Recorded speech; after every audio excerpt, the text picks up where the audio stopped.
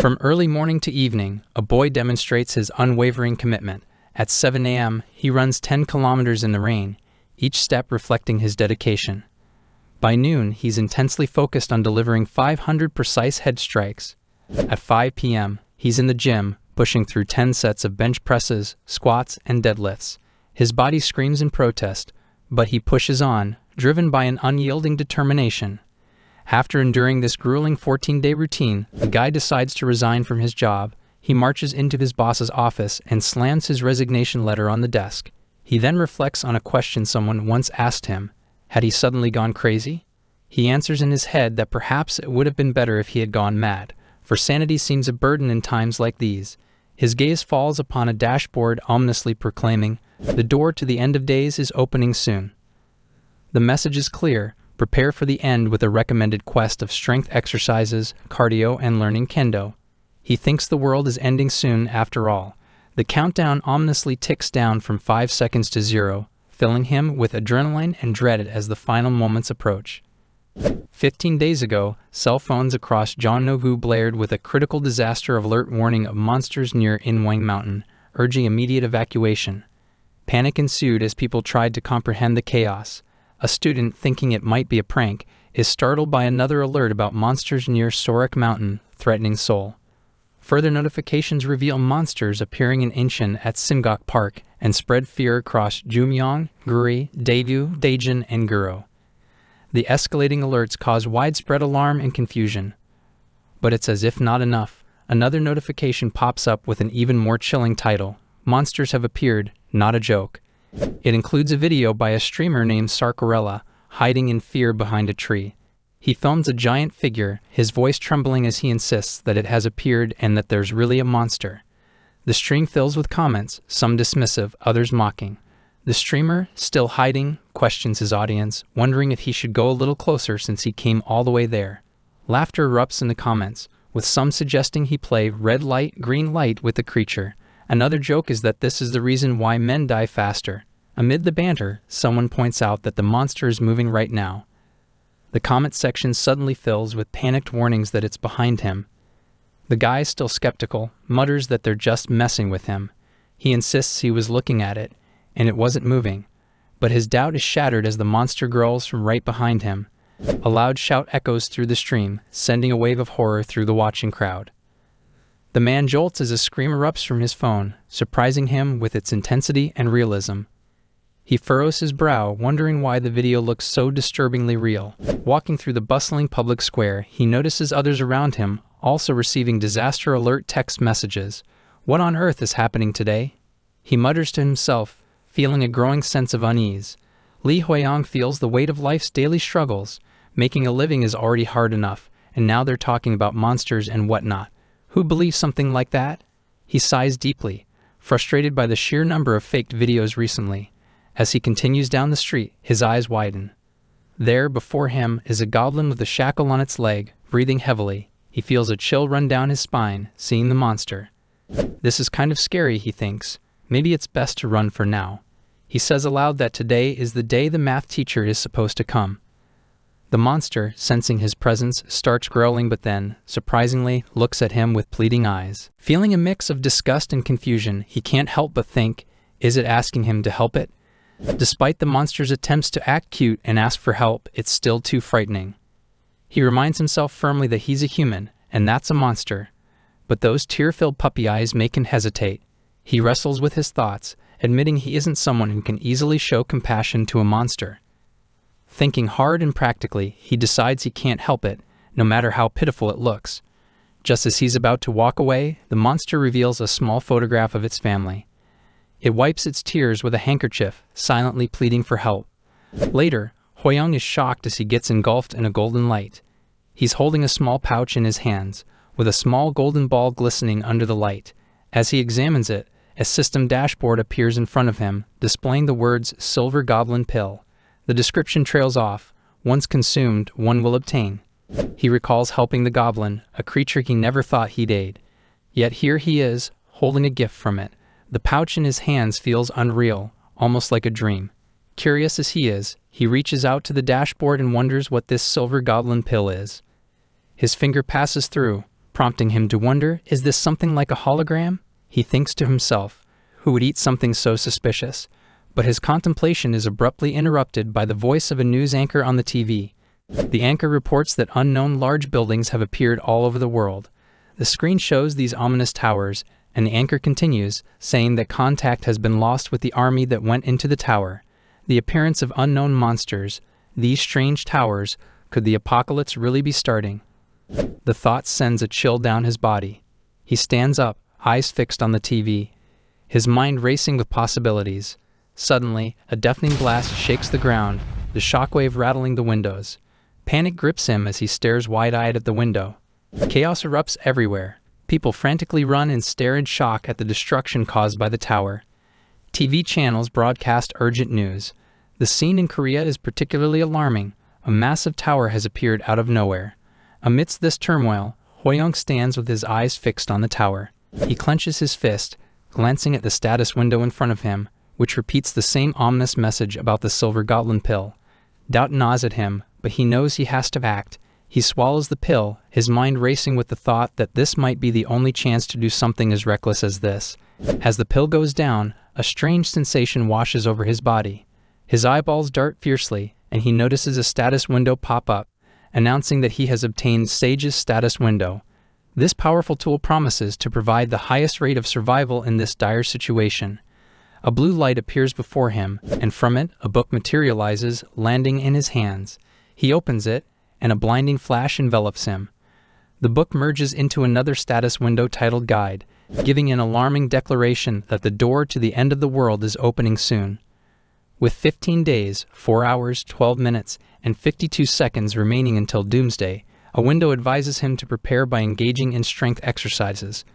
The urgency of the situation presses down on him, but he follows these instructions in the hope of surviving what is to come. Now in the present, he stares at the status window before him, which reads, "The door of the end has opened," and he's amid a forest. He wonders if this might be the end, noting that the scene differs from what he imagined. Glancing back at the sword behind him, the status window labels it Blunt Sword, and he wonders if it really is one. The status window responds by indicating that the game starts now and the tutorial is beginning. Multiple windows come up, showing that the aptitude test has been completed, and based on data analysis, he is assigned the most suitable class, Combat Swordsman. Shocked, he questions what this means. Another window appears, instructing him to open the status window for more details. Overwhelmed by the plethora of information, he finds too many things to read. Examining his profile reveals key details. He is a combat swordsman at level 1, with skills in basic swordsmanship and access to Sage's status window. His stats show HP at full and MP at 10, with 4 other stats outlined, with no remaining points to allocate. Swinging his sword, he reflects on whether being a combat swordsman means things are really starting now. To clear this challenge, he must survive in the forest for 1 hour or find an exit hidden somewhere within, as indicated by another status window. He thinks that if this is the tutorial, it should give time to get used to the game before it starts. A status window catches his eye, stating that Sage's status window will provide the guide with the highest rate of survival in his current situation. Another window for the guide advises using all 60 minutes of the tutorial to kill as many monsters as possible, suggesting the second objective would hinder his growth. He realizes that he can use it here too, guessing that the Sage's status window knew this situation would occur. As he starts moving, he recalls the guide's advice to hunt the monsters and concludes that it is best not to run away from the forest. The tutorial begins, and a rustling in the bushes reveals a small animal-like monster. Seeing the status window labeling it as a one-horned raccoon, he thinks it is cuter than he imagined. The raccoon growls and leaps to attack, but with sharp reflexes and basic swordsmanship, Hoyoung slashes it away. He gains EXP by killing the monster, noting that it was defeated with basic swordsmanship, possibly because the raccoon is a tutorial monster. He calculates that basic swordsmanship consumes 2 MP per use, and with a total of 10 MP, he can utilize it 5 times before exhausting his MP. He needs to preserve his MP while hunting. He continues slicing through raccoons, thinking of basic swordsmanship, and with a final blow, he kills the last one. Multiple status windows appear, showing he has gained experience points, leveled up to 2, recovered HP and MP, and earned points to increase his stats. He now has 2 remaining points. Relieved, he notes the nice timing of his level up, as his mana was about to deplete. But his happiness is interrupted as new status windows replace the old ones. One window explains the weight of knowledge, stating that having the Sage's status window means he will level up slower compared to other players. Shocked, he learns there is a penalty for having the Sage's status window. Frustrated, he grits his teeth, unable to believe the level he gained was taken away. He wonders when he will be able to level up again, cursing the ridiculous handicap. Calling the status window again, he examines his stats. Everything remains the same except for one thing. He still has points.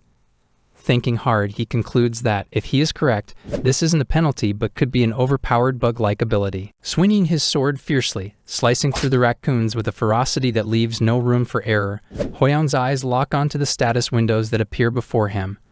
A rush of excitement floods him as they announce that he has gained experience points and has now reached level 2.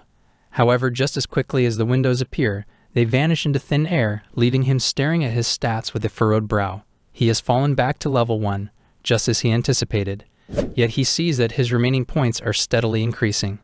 He thinks to himself, the actuality dawning on him that the more he levels up, the more experience points he will need for the next level. This thought ignites a spark of strategy in his mind. It might be easier to raise his stats directly than to go through the grind of leveling up in the usual way. Lost in his thoughts, he contemplates his next move. He knows he must act wisely. His gaze shifts to his options: stamina, strength, agility, and sensitivity. He narrows down his choices with a determined look in his eyes. Strength and agility, he reasons, would be the best for a combat swordsman, as strength would enable him to deliver more powerful attacks, while agility would enhance his speed and reflexes, making him a formidable opponent. After deliberating, he selects sensitivity as his priority. He boosts his sensitivity stat by 4, as a new status window confirms his progress. Progressing smoothly, he relentlessly slaughters the one-horned raccoons and marvels at how weak they seem as tutorial monsters, given how easily he defeats them with the default stats. Glancing at his status window, he sees the instruction to utilize the entire 60-minute tutorial to kill as many monsters as possible. As he surveys his surroundings, he realizes the real challenge is finding enough raccoons within the time limit. Noticing his sensitivity level at 20, a sense of triumph washes over him. Finding the raccoons has become much easier with his enhanced sensitivity. Feeling his newfound abilities, he's almost giddy with excitement, thinking he can now sense a kind of chai. But his happiness fades as dark energy looms behind him, accompanied by a notification stating he has defeated all monsters and a hidden quest is being activated. A roar pierces the air as a giant monster with a bright red aura emerges.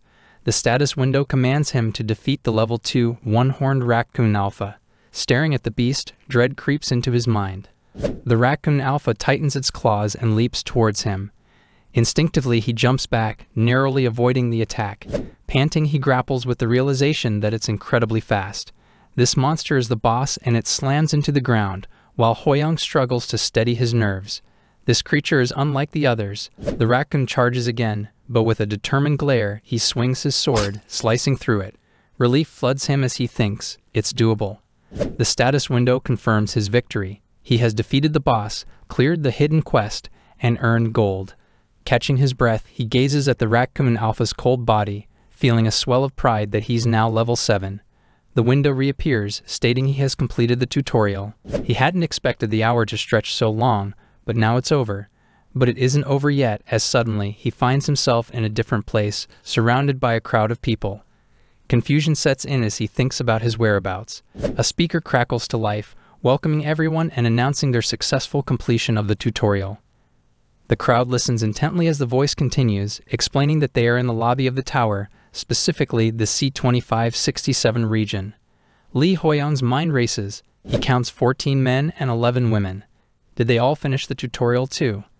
A woman behind him murmurs about being in a different place again, while a man demands to be sent home. Observing the chaos and people crying for their mothers and insisting it's all a dream, he understands their panic. The entire world changed in a single day. Had he not known the end was near, he'd probably panic too. But he steels himself, clenching his fist. He must stay calm and survive. A woman's voice breaks through, asking where they are. A mysterious voice responds, "They are in the Tower of the End." The woman looks down and sees a rabbit-like creature, a level 55, Kum Kum. The creature introduces itself as the cutie of the tower and the lower floor manager, Kum. Disbelief spreads as a man questions if it's a kid in a rabbit suit, while another wonders if it brought them here. Kum observes their reactions, thinking this is normal. Someone asks what they're supposed to do if this is really the end of the world. The manager, with a sinister chuckle, reveals that all 22 players will now participate in a game with their lives at stake. Hearing it, the crowd is thrown into chaos, panicking. Hoyoung, fighting to maintain composure, asks if they can return to their normal lives upon reaching the tower's top. Kum, with a mischievous wink, admits it doesn't know. Frustrated, Hoyoung presses on, questioning the point of climbing the tower. Kum, turning its back, cryptically states that some things don't need meaning and warns that only death awaits those who don't climb. A hush falls over the crowd. Kum mentions that many people have already perished in the tutorial. Shock hits Hoyoung hard as he hadn't considered this. It was just the tutorial, but many likely couldn't survive it. Faces flash before his eyes as he reminds them, and despair grips him. Kum asks if anyone is willing to kill it, promising a special reward. Hoyoung's mind races. Is this a trap? Despite Kum's harmless appearance, it's level 55. As he decides to stand back and watch for now, a status window advises him to help Kum get home. Conflicted, he ponders whether attacking the rabbit is wise. In the meantime, a man steps forward, volunteering to kill Kum, saying if it wants to die so badly, then he should kill it.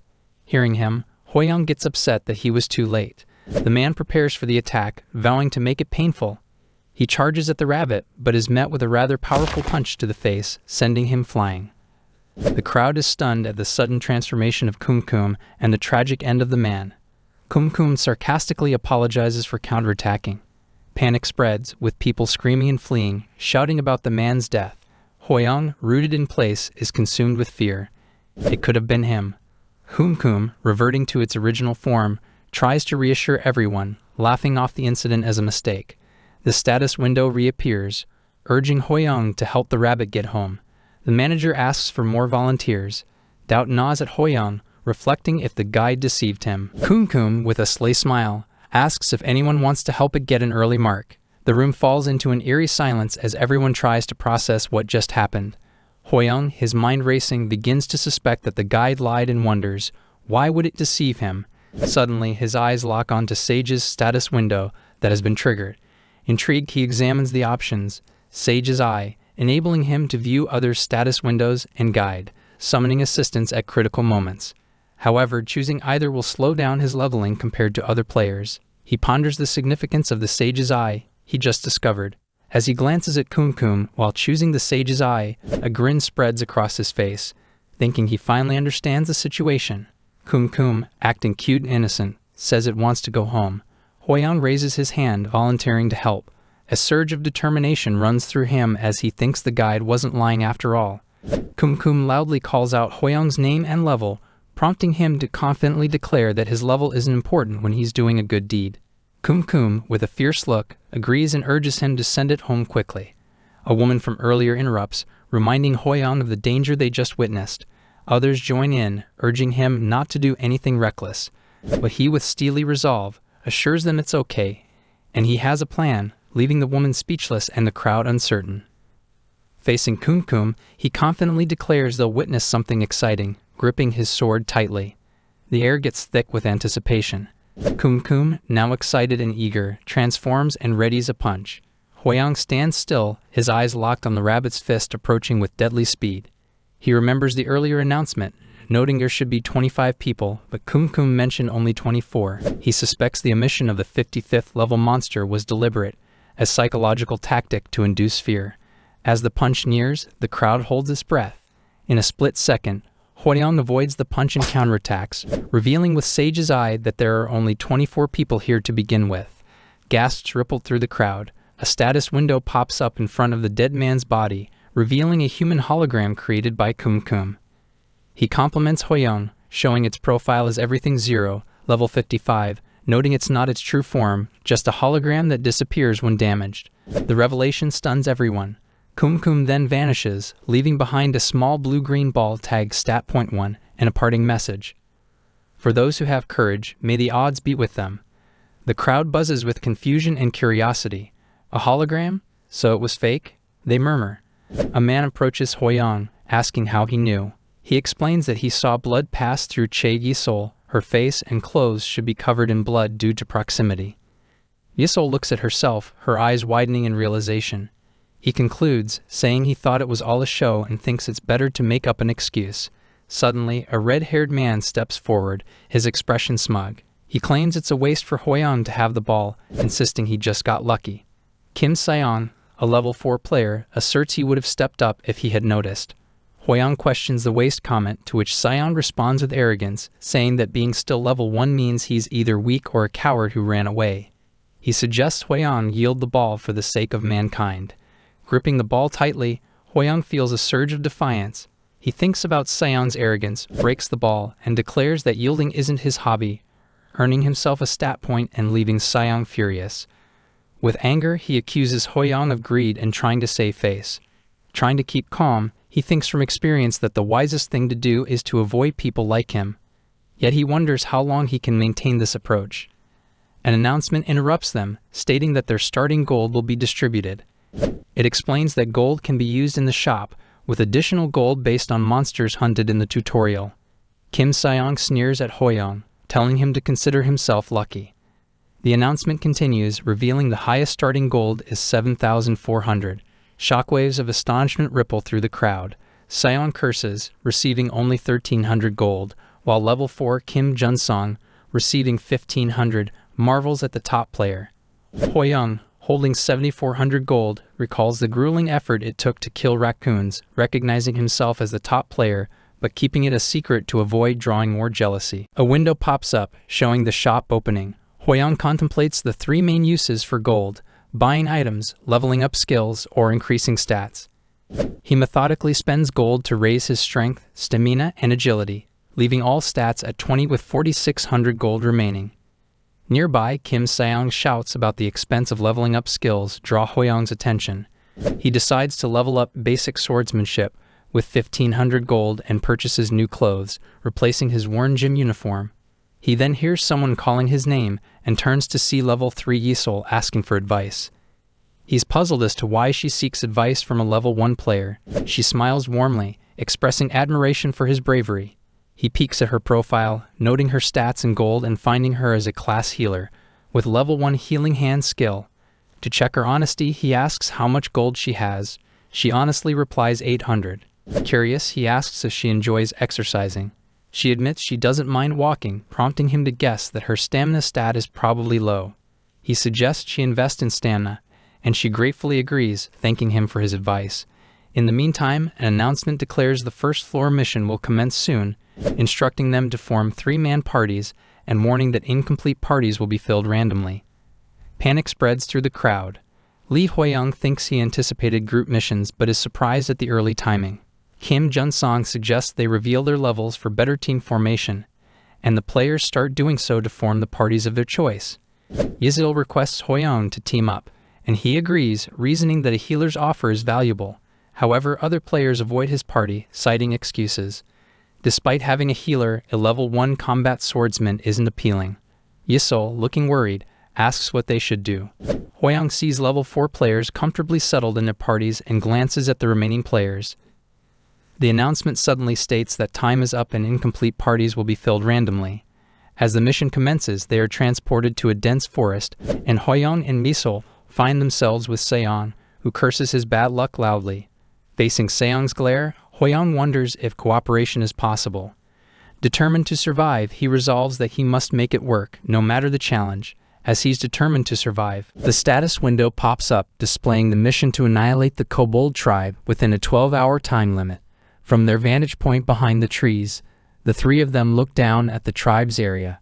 Seong, with a confident smirk, informs Hoyang that he'll handle wiping out the tribe and orders him not to get in his way. Hoyang reminds him that it's a team mission, trying to keep the peace. This infuriates Seong, who calls Hoyang a loser and accuses him of riding on his coattails, questioning why he has so much to say. Hoyang, feeling the tension, sighs and decides it's best to listen for now. As they start walking, Seong continues to berate him, mentioning that he'll only get his act together when someone is about to kill him. Hoyang sarcastically thanks him for his concern, his patience wearing thin. Meanwhile, Yisul silently follows them, her face filled with concern, wondering if this party will be all right. With so many bugs lurking around, Seong shouts in anger and wonders why there are so many.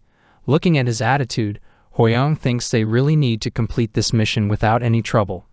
Glancing around, he agrees that there are indeed a lot of bugs, since they are in the mountains. He notices some purple fruits on the trees but gets interrupted by Yisul, who asks him if the kobold monster must be strong. He answers that there is a chance it is stronger than a one-horned raccoon, but since they are still level 1, it should be manageable. He points out that they should still be on guard. After all, this is the Tower of the End. Listening to his thoughts, she nods in understanding. As they walk, a monstrous creature with big claws, a muscular body, and powerful legs appears in front of them. Hwoyoung stares at the giant level 5 kobold, his heart pounding with panic as he compares it to the one-horned raccoons they've encountered before. It growls, prompting them to hide. Yisul anxiously asks him what they should do, pointing out the monster's obvious strength. He agrees and suggests they should check their surroundings for more kobolds. Seong steps forward confidently, accusing them of hiding like cowards. They watch in shock as he leaps to fight the kobold, landing on top of it and punching it, declaring it to be only at level 1. Both stare in disbelief as Seong, grinning like a maniac, continues to attack kobold. It skulls at Seong, but he continues to punch, taunting it to hold out against his attacks. Hwoyoung is astonished by Seong's boldness and stubbornness. Yisul also joins the fight, offering her healing powers to assist him. Hwoyoung, relieved, notes that there are no other kobolds around. Observing Seong fighting, he checks his strength at 24 and kobold's HP at 92%, which is decreasing. He acknowledges that Seong is living up to his level. With Yisul's help, he might even defeat kobold alone. However, he wonders why the damage dealt is so low compared to Seong's strength, considering if there is another weakness. Suddenly, a status window appears, relaying the guide, explaining that kobolds are passive monsters and will not attack unless provoked. Realizing this, he thinks that Seong has unnecessarily stirred up trouble. He decides to stay positive, dismissing his thoughts, and concludes that they need to capture a few kobolds for research purposes anyway. As he slides down the status window, his eyes widen in surprise at what he sees. Seong, with his level 1 stone fist, relentlessly attacks the kobold, shouting for it to die. However, the kobold dodges, and his fist hits a tree, which breaks and falls on another kobold. The second kobold, at level 6, glares at him as its head hits the tree. Momentarily scared, Seong sees both kobolds rushing towards him. He curses under his breath, thinking he's in big trouble and wondering why Hwoyoung isn't helping. Looking for him, he finds no one where Hwoyoung was hiding and calls him a loser, wondering if he ran away.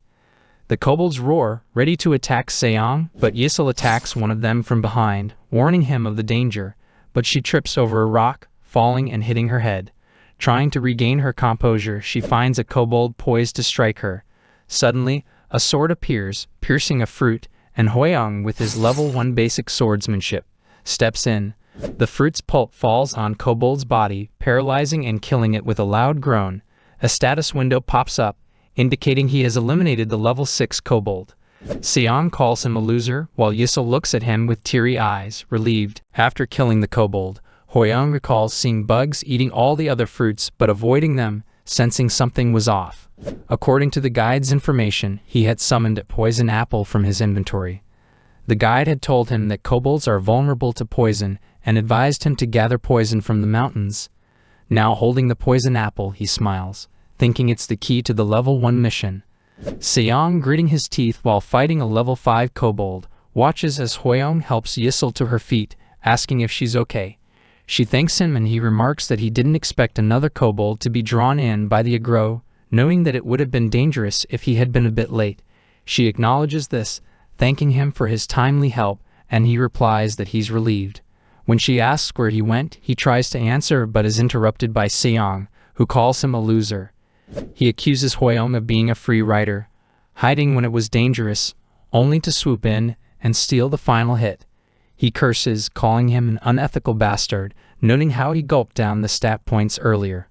Hwoyoung looks at him speechlessly, wondering what he's ranting about, as Seong walks away, grumbling about being the bigger person since his level is higher. Hoyoung thinks he's a lunatic. He sighs, realizing that Seong's inability to read the room will make things even harder. As the sun sets, they arrive at the kobold tribe. Seong, a national hero in the punching scene, fights fiercely, sure that these lowly monsters can never stop him. He punches the kobolds furiously, eliminating them one after another. Meanwhile, Yizul and Hoyoung also take down kobolds, though their efforts seem insignificant compared to Seong's furious assault. Watching them, he curses inwardly, wondering how they are doing it so easily. Suddenly, a kobold lands a punch on him, and more surround and beat him. Hurt and in pain, he thinks desperately for someone to save him. The beating stops abruptly as the kobolds burst apart, revealing Hoyoung standing before him with his sword. Smiling, he tells Seong that he took over the fight in his place for a bit and asks how the ride was. Seong, with tears in his eyes, shouts out to him as Big Brother. Both Hoyoung and Yisul are shocked by his sudden change in attitude. At that moment, a status window pops up, indicating that they have cleared the mission. The three of them return to the lobby, the weight of their experiences hanging heavily in the air. Seong, with an embarrassed look, recalls what he has done. He remembers prostrating himself before Hoyoung, telling him he would serve him, and even calling some level 2 newbie sir. As the trio levels up, Yizul congratulates Hoyoung, who thanks her with a humble smile. Seong, trying to suppress his anger, thinks the only one he wants to serve is his boss. He grits his teeth at the thought that it's over for him if this gets out, but as a man he cannot go back on his words. Glancing at him, Hoyoung wonders if he needs to go to the toilet or something, while Yizul guesses that nobody's here yet and asks if they are the first ones. Hoyoung replies that it looks like they cleared faster than others because they luckily managed to find the kobold's weakness. Seong, processing this, thinks they really got first place. Yizul shouts that it wasn't just luck. It was all thanks to Hoyoung's observational skills, as she could have never thought of using poison. Hoyoung laughs off her compliment, saying if it weren't for her support, it would have been much harder, and secretly feels like a fraud. In the meantime, other parties also start arriving, and Hoyoung notices Jun Song, and so Junho's party. He thinks they must have found the poisonous apples too, and he wonders if the other parties will make it back fine. Their attention gets diverted when someone shouts that another party has come back, but as they look, only 2 members are seen, saying they made it. Yisul asks them about the third person, and the girl starts crying, saying it's just the 2 of them. An announcement grabs their attention, stating that the first level mission has been completed by all parties, and repeating the same words again and again. Yisul shouts for them to wait because someone hasn't come back yet, but the notification continues, saying that a total of 6 parties have returned alive and 8 players have failed to return. Hoyoung considers he expected it to be hard for everyone to make it back alive. He imagines endless skulls around him, wondering how many more will die before they make it to the top. The announcement states they are beginning calculations for the level 1 mission with the parties who made it back alive, and the party that cleared the first level first will receive 1,000 gold each. Looking at their status windows, Seong and Yisul happily say they were the first ones. Hoyoung looks at his profile, thinking he got 2,000 gold for both bonuses, which is a bit lacking compared to the tutorial, but gold is a kind of insurance for his future survival, and he needs to save as much as he can. He then hears someone asking which party got first. Seeing people staring at him, he realizes he'll have to reveal it this time, as the party that returned second already knows. He raises his hand and is about to tell them when Seong proudly conveys it was them, calling everyone else weaklings. Hoyoung looks at him, seeing him all proud and bragging that it was an obvious result, so don't be too sad. A man tries to confirm if his party was first. Seong, with a challenging look, asks him what's with that reaction. Is he mad that they got first? The man assures him that's not what he meant. Hoyoung glances at Seong and guesses he forgot about the fact that he was beaten up by those kobolds, but that lessens the tension a bit. But his thoughts get interrupted by crowd comments, with a woman mocking him, saying that he got first place but his level is only 2. A man adds that he got 2,000 gold from doing nothing. Another woman says he got scared, and a man asks if he doesn't feel bad at all. Hearing their bad-mouthing, he thinks he guesses he wasn't right about the tension getting any less. Yisul tries to take his side but gets stopped by him as he tells her it's alright, they're not going to listen anyway.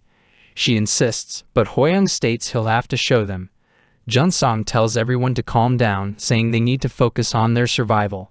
His profile shows he is level 8 class archer, one of the highest level players in the region. Level 8, so Junho agrees with him, adding they should cheer up and must keep pushing on for the sake of the people who passed away. His profile also shows up, stating that he is a combat swordsman and one of the highest level players in the region. Then more shouts come from the crowd, stating they shouldn't be floundering and need to get it together. They can do this. Amid the shouting, the blue flame in the torch fades and is replaced by a bright red flame, accompanied by a warning announcement. People begin to panic, asking what happened and why it changed color. The notification reveals that the survival rate for the first level of Region C2567 is below average and a penalty mission will be implemented. When someone asked about the penalty mission, the announcement explains that a death mission will begin soon, requiring them to choose a candidate. The player with the most votes will undertake the death mission. With a 5-minute timer set, panic spreads among them. A woman asks if they are going to die if they get picked for this. It is revealed that if they do not choose anyone, they'll automatically vote for themselves. At that moment, people realize that being voted here means the end for them. The clock starts ticking, and death weighs on their minds. As time passes, they gaze at each other, realizing they must choose someone. In this critical moment, Yisel shouts that if everyone votes for themselves, no one will have to do the death mission. Someone agrees with her, but Jacob presses that it might be possible. They all have to do it. Yisel gets speechless at his point, and someone shouts that it isn't the time to be arguing as the clock is still ticking. With over 1 minute remaining, Junho's votes for Hoyang. Yisel calls him in pity, and someone asks if this is too cruel. Another one shouts that no one said that it's not anonymous. Junho apologizes to him, mentioning they do need to choose someone.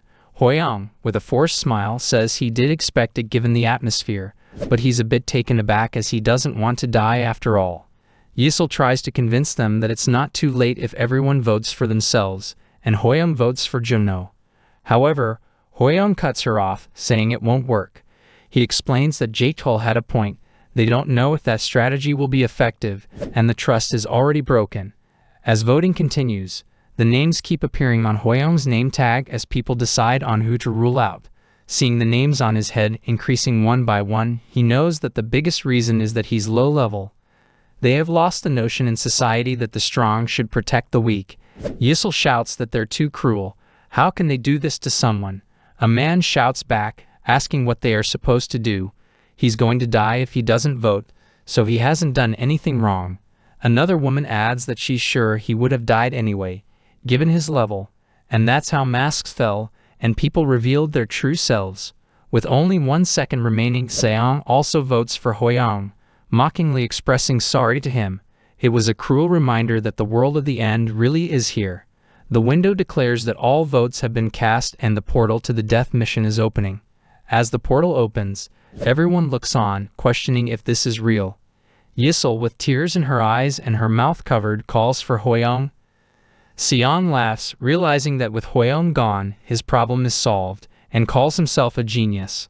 Hoyang considers himself as the sacrificial lamb with the altar set up, and with faces of guilt and relief behind him, he has no choice but to climb the Calvary. However, at the top isn't death, but a delightful treat. He reads the information provided by the guide, which states that participating in the death mission is recommended. He has a high chance of clearing it, and a satisfactory reward awaits him. With a determined smile, he walks into the portal. As the candidates wait anxiously, someone approaches Seong and Yisel to check on them. It's Junsong, who remarks that even though their time together was brief, they've been companions looking out for each other, and it's sad to part ways like this. Seong, with a hint of bitterness, responds that it's not sad. People get what they deserve. Puzzled, Junsong questions what he means by that. Seong retorts that it's obvious if they look at Hoyang's level. All he did was try to benefit from him while he carried the group. With teary eyes, Yisel asks Seong what he's trying to say, reminding him that it was Hoyang's abilities that got them through the mission. He dismisses Hoyang's abilities, saying he just got lucky with his scheming and took the final blow when the enemy was already down. Incredulous, Yisel asks if he's sure Hoyang didn't save him from almost dying. He falls silent, anger building inside him. Recalling Hoyang killing the kobolds earlier, he starts to doubt wondering if he has a skill that changes the level. He thinks Hwoyoung wouldn't have made it back alive, right? Junsong, trying to calm the tension, says he hopes Hwoyoung is as good as Yisol makes him out to be, because that way he'll at least have a slight chance of making it back. She recalls Hwoyoung's confident promise to show his abilities. She wipes her tears and firmly says she believes he will return safely. She's sure of it. Junsong smiles, agreeing with her and expressing his belief that Hwoyoung will come back. Meanwhile, standing in the eerie kobold tribe with birds flying around, Hwoyoung notices the familiar monsters from before. The atmosphere feels creepy, but glancing at the status window of the guide, he feels reassured. Admitting he was considering voting for himself if things went south, he now feels things are going his way.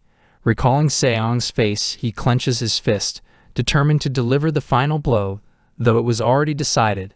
Suddenly, a status window announces the return of the kobold tribe's hunting group, and he sees the glaring kobolds arriving. The notification alerts him that the death mission will begin, instructing him to kill the chieftain and the enraged hunting group. The level 12 kobold chieftain growls menacingly, and they charge at Hwoyoung. Facing a boss monster on a death mission, he feels a surge of adrenaline. The guide's status window indicates the kobold chieftain is the dungeon's boss, and like other kobolds, is weak to poison. He drips poison apple pulp on his sword, considering that a level 12 boss monster along with others is nearly an impossible opponent for anyone else. The kobold chieftain roars and swings its stick at him, but Hwoyoung dodges, letting it hit the ground. He strikes the kobolds with his level 2 basic swordsmanship, sure that this time will be different, and kills them all. With a sigh of relief, he thinks only the chieftain remains and shouts at the boss monster, ready for the final showdown. He swings his sword at the chieftain, who deftly avoids it, pulling back to minimize the impact. Impressed by the monster's skill, he acknowledges it as a true death mission boss, but the chieftain turns and starts running, leaving him stunned. He chases after it, frustrated, wondering how it can call itself a boss monster. As he attacks from behind, the chieftain's HP decreases. He believes that the fight will soon be over, wondering if this stage was meant to be easily cleared. Launching his attack, he's suddenly surprised when his sword doesn't penetrate the chieftain's body. He notices a bright red full moon in the sky, and the chieftain's eyes flashing red. It attacks, injuring Hwoyoung's right shoulder and causing blood to spill out. Back at base, Seong comments that they can't do anything about someone who's already dead, and declares that he will carry the team for the rest of the floors. Yisol prays for him, prompting Seong to ask if they understand what death is, criticizing her for praying for someone already dead. She retorts that even in these dire times, he should have some conscience. Seong scoffs, questioning if he said something wrong. A voice interrupts their bickering, pointing out the portal. They all look and see Hwoyoung returning as an announcement declares that the player who participated in the death mission has returned alive.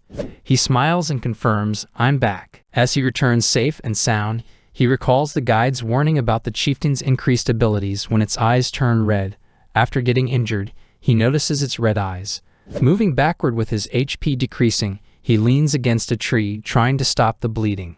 Seeing the kobold chieftain charging at him with its HP also low, he realizes he just needs one good hit.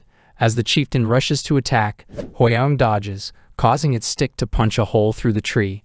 He realizes that while a sword may not cut through a wall, a nail can pierce it. Focusing his weight and the chieftain's momentum on one point, he stabs it with his sword, hoping it worked. A status window confirms that stabbing has been added to his level 2 basic swordsmanship. He has cleared the death mission. Back at the tower, Yisol runs toward Hwoyoung with open arms, shouting that she knew he would make it back. Just as she is about to hug him, she is suddenly thrown back.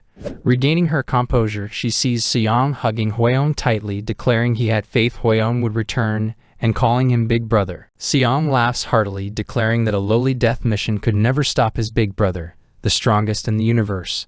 Hwoyoung clenches his fist, holding himself back, wishing he could just beat the crap out of Seong. Byung-chul interrupts their reunion, raising an eyebrow as he asks if Hwoyoung really cleared the death mission. He adds that he's glad Hwoyoung is okay, but if he had cleared the mission, he should have gained a lot of experience points. Yet his level hasn't changed. Other candidates murmur among themselves, noting that he is still level 2, and wondering if it's like the rabbit mod, implying it might be nothing. Hearing their words, Hwoyoung reflects that he thought he had grown accustomed to it, but the world still insists on keeping the weak in their place. He recalls the time when he was a child and received his academic assessment result. He remembers people whispering behind his back, with a girl saying he topped the midterm and a boy accusing him of cheating, questioning how a pathetic orphan could get top marks without going to an academy. He thinks they can't allow a worm to wriggle about, so they want to step on it and crush it. Even after so many years, he's standing here again, surrounded by a mob mocking him. Someone suggests Hwoyoung might have stayed hidden somewhere, biding his time before coming out, like in the tutorial.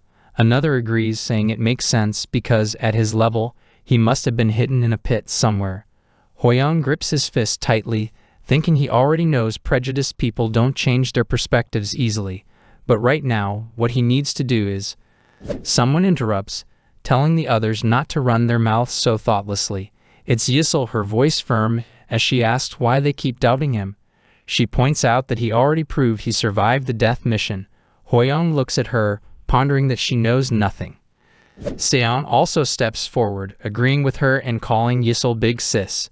He shouts that not only did they fail to hold a party to commemorate the glorious return of his big bro, but they even dared to ruin the mood. They've lost their minds, haven't they? Hwoyoung looks at him, thinking he sounds the craziest one, but smiles, feeling somewhat reassured. He knows that he needs everyone to survive in the tower, and if he wants that, he has to show them something convincing. Hwoyoung gets their attention with a sword named Indomitable Sword, which has a rare rank and an attack power of plus 15%. Byung-chul, with wide eyes, comments that is basically a cheat key. A woman looks at her sword, noting that no information pops up for her old, long sword. Junsong tells Hwoyoung he's impressed he kept the poison apple, noting that, as Yisel said, he's truly extraordinary. She feels glad for him, and he modestly says he was just lucky. Junsong adds that such a valuable item is more crucial for their survival than gaining a few experience points. Hwoyoung, his demeanor shifting, points out their survival and remarks that they seem to have forgotten how they nearly drove him to his death. A heavy silence falls as they all become at a loss for words. Junho steps forward and admits that Hwoyoung is right. With his head down in shame, he confesses he justified it by thinking it couldn't be helped, but realizes it was pure selfishness. He continues that they knew voting for Hwoyoung, the one with the lowest level, was like silently targeting him, throwing him into a deadly situation to save themselves. He bows in front of Hwoyoung, apologizing with tears streaming down his face, saying he's truly glad he came back alive. Hwoyoung and the others look at him in silence. A woman with a carefree attitude asks why he goes that far, noting someone had to go anyway, and Hwoyoung even came back with a rare item, so it's all good, isn't it? Junho shouts at her, asking how she could think that, addressing her as So Yoonjin, and asking if she feels the slightest bit of guilt. Yoonjin counters that it's not for him to say when he voted for Hwoyoung before anyone else. Hwoyoung stops Junho from saying more, explaining that the reason he brought it up wasn't to reprimand them but to stop it from happening again. He points out that they must have already caught on during the death mission voting, but the tower is trying to divide them. It's provoking distress, causing conflicts, and probably enjoying sending them on a path to ruin. He believes his return from the death mission is an opportunity because it proves their actions can defy the tower's intentions. Junsong asks him if he has a plan for the future. He replies that he'll search for ways for the most people to survive and will keep climbing the tower. They'll climb higher and higher, and when they reach the end someday, they'll be able to get their lives back, won't they? The candidates all concur with him. Yisel shouts that to do that, everyone here will have to join hands. Hwoyoung agrees with her. Junho, with teary eyes and a smiling face, thinks Hwoyoung is a generous man, and they shouldn't have judged him by something trivial like his level. They then hear a voice saying how unfortunate it is, and Kumkum enters, announcing that the next mission is a survival game.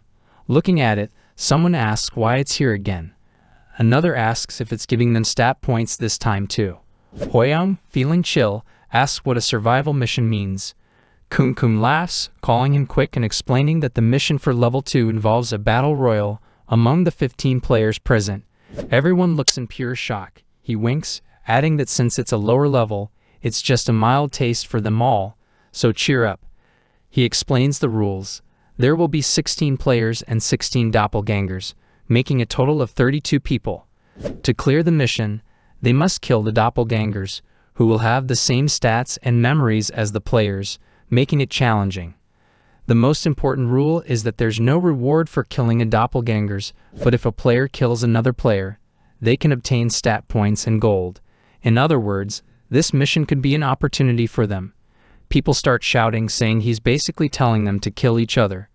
Kum twists its finger, adding that every 30 minutes without a kill will result in everyone being summoned to the lobby to face a huge disaster. A purple light appears, and people panic, shouting what it is.